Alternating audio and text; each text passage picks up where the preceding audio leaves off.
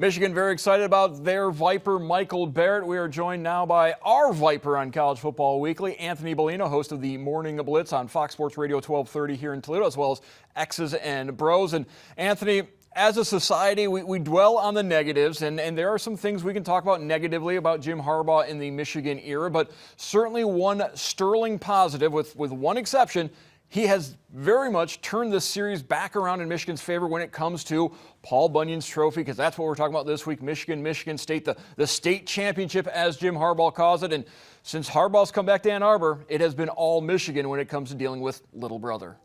Yeah, and really, when you look at Michigan State and the run that they had there between 2013 and 2015, and even before that, from 2008 up until 2011, there was a lot of success there. I mean, Michigan State had won 7 out of 8 games, and that was coming off of a torrid pace that Michigan had set in the previous 6 years of 6 straight W's and 7 out of 8. So it's a rivalry game. It's one in which the players are very familiar with each other. Typically, the coaching staffs are very familiar with each other, and it means a lot to the folks in the state of Michigan. Not as much as Ohio State, but it's definitely up there when it comes back to making sure that Paul maintains his proper residence in Ann Arbor. Also very interesting when you look back in the one blemish on Jim Harbaugh's record there that was at Michigan Stadium at the Big House in Ann Arbor, the 14-10 loss.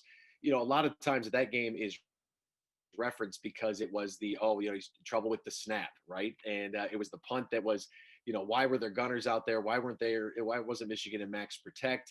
What was the issue here? You knew that Michigan State was bringing the whole house because their backs were against the wall. So outside of one special teams blunder, it has been the Jim Harbaugh show, highlighted by last year's performance, a dominating 44-10 or 44-10, yes, pardon me, 44-10 victory in which Michigan just owned every facet of the ball game. It held them to 94 yards. Like, that was a pretty incredible performance there for Michigan overall. And that game being played at Michigan State, we had all the pregame shenanigans with, Michigan State arriving to the field early according to the typical schedule. The guys weren't in their suit and ties for their 100-yard walk. They were in their sweats and helmets ready to go. And Devin Bush was the lone man out there for Michigan. He was tearing up the turf. Everybody was all aggravated, but I think that really set the tone for what that game was supposed to be for the University of Michigan. Now, I don't know if tearing up the turf was a great choice. It sure as heck motivated the team and the fan base. That we know for sure. But when you look back at this rivalry that's in favor of Michigan, 56, 34, and 4 throughout the tenure of these games being played, it has been in Michigan's favor in recent years under Jim Harbaugh. It has gone Michigan's way, and I think that we can kind of expect that to stay the same on Saturday. How concerned are you with a wounded Spartan team? Michigan State lost to Rutgers, turned the ball over 7 times. Of course, first year under new head coach Mel Tucker for the Spartans. Is this a wounded Spartan team that the Wolverines have to be very careful of? I think that no matter what, it's a rivalry game. So we talked to Khalid Hill, former Michigan tight end and fullback, on Monday morning for the radio. And his big thing was, for the guys that are in the locker room right now, it doesn't matter who Michigan State played, what the score was, and what the outcome was. You know that they are going to bring their A game. Doesn't matter if they have a new coach, new quarterback, if it's an entirely new program.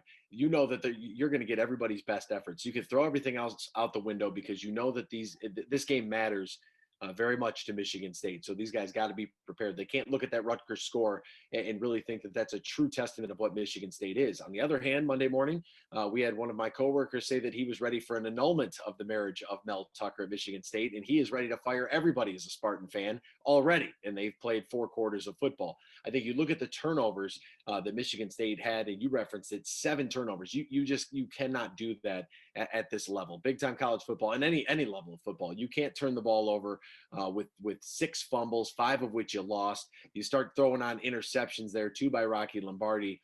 It just that whole game was an absolute disaster. And Rutgers under Greg Schiano, like, Rutgers, are they back? Are the Scarlet Knights football back? Well, back from what would be the really good question for Rutgers. But where they were at when Greg Schiano was there, he made that program relevant. I mean, they were, I think, a 10, 11 win team in one of his final years there at Rutgers. So this is a program that has a lot of momentum going forward for Michigan State.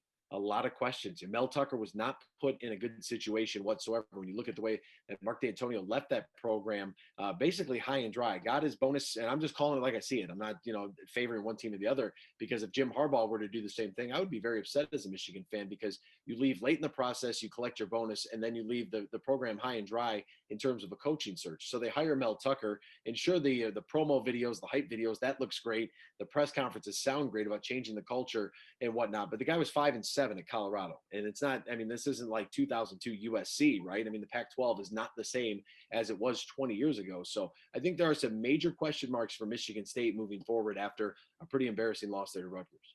Yeah, as been pointed out by others, Michigan and Michigan State geographically are in the same state. In terms of football programs, they are very much in different states of where those programs are at. Rocky Lombardi, his first start against Michigan. It'll be Joe Milton's first start against Michigan State. And Wolverines quarterback acquitted himself very well against Minnesota. Didn't do anything to hurt the Wolverines. Did some things that we thought he would be able to do. We saw that arm strength. We saw that playmaking ability. Jim Harbaugh was very complimentary of Joe Milton following the game. Called him as cool as a cucumber. Did exactly what the Wolverines needed him to do to get the victory and to retain the Little Brown Jug. I think that when you look at Joe Milton's performance, first game as a starter, going on the road against a ranked opponent, a lot of people were really high on Minnesota coming into this season. And I think that you look at the way that Joe Milton was so poised in the quarterback, the way that he handled the pressure. The first drive, Michigan punts, Minnesota comes down and scores. And I'm not going to lie, I was looking at the television screen going, oh no, not again. But then Michigan had responded right back with a touchdown of their own. I think that when you look at the numbers from Joe Milton, outside of a couple of throws that he, overthrew because the coverage was there, and it was like, hey, just take a shot. Maybe your guy can run to it. Maybe he can't. A couple of late balls here and there. But outside of that, 15 of 22 for 225 and a touchdown in your first start. I was very pleased with Joe Milton. I thought that for the first time in a long time, I think that we could look at Michigan and say, hey, this is a legitimate quarterback that this team has, and it's what the program has been missing. And I know a lot of people want to reference Denard Robinson, and he was fine. And you look at they had Jake Rudock and John O'Korn, Devin Gardner. It's no disrespect to any of those guys. I thought Jake Rudock was a very serviceable quarterback for Michigan, but he wasn't the guy that had that elite level that when you look at the rest of the country, you look at the Trevor Lawrences of the world, the Justin Fields of the world, whether it's been Jalen Hurts or Tua Tagovailoa in recent memory, you look at the way the quarterback position really dictates how a college football team can be successful. Now, I'm not saying that Joe Milton is Justin Fields. Justin Fields was incredible on Saturday. He missed one pass. He was 20 of 21, I believe, off the top of my head. Like, he was fantastic. But I think that what Michigan fans saw out of Joe Milton was, one, we saw the arm strength, but most importantly, we saw good pocket presence, good awareness, and good poise. The moment didn't seem too big for him. You get that first drive out of the way and just kind of settle in. I think that we saw that the rest of the way. And of course, it helps when you're running the football as well as they did. Because you've got a Joe Milton at an elite level of quarterback, does that, I don't want to say soften the blow, but the fact that you didn't have a dominant running back, you didn't have a dominant wide receiver, you have a dominant quarterback, so you can spread the wealth around offensively to the other guys then? Yeah, I really like the idea that, 9 different receivers caught a pass in that football game on Saturday from Joe Milton. He was not afraid to share the wealth. And I know that a lot of people have made, their assumptions that the fact that Donovan Peoples-Jones is now playing for the Cleveland Browns, shout out to him, big time catch on Sunday. You look at Nico Collins, who had opted out. Who is going to be the guy in the receiving corps that's really going to step out and elevate their play? I'm not necessarily worried about having one all-star type of caliber receiver. If I can have 3 to 4 guys that can do their job and do it well, I think that that's what is most important. I thought Ronnie Bell looked really good. We know what he went through. What was it, last year against Penn State? Roman Wilson really came on strong, making a couple of grabs that were very important. Eric Gall, Blake Corum out of the backfield. Giles Jackson had a couple of catches. So I think that the ability to disperse it actually makes them more dangerous than, let's say, if Nico Collins is out there and it's just Nico making the plays, well, then the defense can look at Nico and say, okay, we got to take this guy away, very much like what Michigan did with Rashad Bateman. They said, hey, we'll give him some catches, but we're not going to let him really get behind us. And I thought they did a really good job with a very young secondary that turned over, a lot of talent in the last couple of years to the NFL. Rashad Bateman's a Sunday player. Minnesota's key wide receiver. So we'll let him get whatever he wants underneath, but we're not going to give up that monstrous play outside of one catch that might've been like close to 40 yards. They really did, I think, a very solid job on him. And I think the same holds true for Michigan's offense. We don't necessarily need the one guy that everyone can stare at and foam at the mouth over about, oh, look at this 5-star recruit. If they have 3 to 4 guys that can really do their job well on the perimeter and execute and be sure-handed and catch the football too. One of the things that really stood out to me about the Minnesota game is we saw Michigan players, Michigan dudes make football plays, even if it wasn't necessarily the side of the ball they're supposed to be on. Hassan Haskins, running back, the big tackle on the fake punt. And then we saw Michael Barrett, a very good return on a pooch kick. So we saw guys just make football plays, and that was big in the win over Minnesota. It's huge. Specialists have to be special. We mention all the time on Game Day Nation here on BCSN, whether it's field goal kicking, which they had their woes, whether it's your protection in field goal or punting situations, your kickoff coverage and return teams. Guys have to be able to be football players. When you talk a lot about special teams, it's kind of the forgotten element, if you will, with football. You want to mention quarterbacks and wide receivers, linebackers and defensive ends, all of the sexy positions, if you will, around football, the positions that really produce the stats. But there isn't a whole lot of chatter about the guys that have to go in there for 33% of the game and make a difference. And I think that Michigan's done a good job. You mentioned Hassan Haskins shedding a block to make a tackle on a fake punt opportunity that I didn't know what Minnesota was doing with that call. And you look at the return that you had mentioned earlier as well. Guys getting the football in their hands, knowing what they're supposed to be doing, paying attention at all times, good situational football, knowing that their assignment. And what it said to me is that these guys are really taking this game literally one play at a time. We just have to do our job one play at a time. You can't take anything for granted. Minnesota tried to get a little tricky in there at that punt fake, but overall, really good job. Then you look at a guy like Ben Mason. I want to highlight Ben Mason as well. Made a catch out of the backfield and was able to score because he's a football player. He's a road grader. He's a fullback. He's a young man that when we asked him on last week's Instagram Live for the University of Michigan, I asked him, if you weren't playing football, what would you be doing? He said, well, nothing. I just love football. It's the only sport I want to play, because he's a football player. He enjoys being the one to make the contact. He enjoys blocking people out of bounds. Like, that's his thing, and he's very good at it. And so I think that when you get a bunch of guys that are on the same page, that love the game of football, good things can happen. And speaking of Ben Mason, on Monday, Jim Harbaugh told us that Ben Mason spoke to the team before the game Saturday and said to Joe Milton, we got your back, we're going to take care of you. And what stood out to Jim Harbaugh was, you hear speeches every week in football, but you don't always hear a speech and then see a guy follow it up and follow those words and do what he said he was going to do during a game. That's what Ben Mason did. So Jim Harbaugh was very pleased with the leadership we saw to Ben Mason.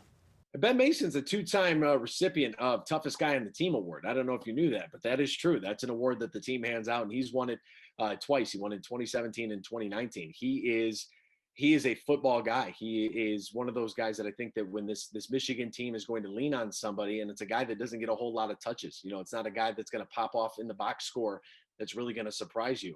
He's just the guy that's going to put his hand in the ground and do his job. And I think that really holds a lot of weight within the locker room. It's one thing for a quarterback to give a speech because you expect that leadership out of a quarterback, or a wide receiver to maybe get a little antsy on the sidelines and try to hype his guys up. But when you have a fullback who everybody respects in that locker room, hey, this guy, he's the truth. He's a football player. And he's gonna say a few words. He's not a real talkative guy, but he's gonna say a few words. I think that grabs everybody's attention immediately, and they know that he means business. And if he means business, everybody else better be on that same page, because if not, he's going to hold you accountable. And accountability is maybe the biggest factor in the game of football. Yeah, like the old investment firm commercial, when Ben Mason speaks, people listen. Saturday, it's going to be a crisp autumn day. Michigan State, Michigan, noon in the Big House. But it's going to be an empty house. Michigan's played one game on the road, so they've gotten used to this empty stadium phenomenon, but it's going to be different being at Michigan Stadium and having nobody really in the crowd. That, I think, is going to be an adjustment for both Michigan and Michigan State. Everybody's got to go through it this year, but it's going to be odd to see the Big House that empty. It will be, and I think that it's going to be very awkward feeling for every single week. I don't know if you can really get used to the idea, especially for guys that have been around, even for the young players. If you're a freshman and you're getting some time and you run out of the tunnel and you realize that crowd isn't there, the band isn't out there on the field, the banner isn't there. There's a lot of changes that I think that people came to expect when you look at the Big House. You look at 100,000 plus every single weekend that a home game is played. I think it's still uncomfortable at times, but at the end of the day, you still have to play football. I also think it actually helps road teams, because outside of traveling to play wherever you're playing that week and staying in the hotel, there is no home field advantage. Everybody's just out there on the same turf playing in the same atmosphere that's very bland, very boring. You don't have to worry about crowd noise, really. I remember being on the sidelines for Wisconsin. Was it last year or 2 years ago? It was 2 years ago. And it was the loudest I had ever heard the Big House. I mean, at field level, you really could not hear yourself think. And that played a major factor in how Michigan handed Wisconsin its rear end that day. Now, Wisconsin didn't, have retribution and payback last year. And that was a debacle all in itself there in Madison. But I think that when you look at what home field advantage means, it just means you get to sleep in your own bed, maybe the night before. It all depends on what the team's budget is and if they're going to be traveling, staying in hotels. And that's a whole nother story for a whole nother day because of the COVID and the budget issues. But really, I mean, you're just staying at home. That's it. You get a familiar walk to the stadium, a familiar ride to the stadium. That's about it. So road teams, I actually think, have much more of an advantage this season and compared to years past because you don't have to deal with student sections or crazed fans. The tailgate atmosphere isn't there. A lot of that stuff is gone, and I do think that fans make an impact at games. I think there's one other entity that benefits for no fans at Ann Arbor, the grass at the golf course, because there's not going to be people parking there, so maybe that grass will be able to get some good seed this fall. I want to thank our guest breaking down the Michigan Wolverines, Anthony Bellino from the Morning Blitz on Fox Sports Radio 1230 here in Toledo. Thank you, Mark.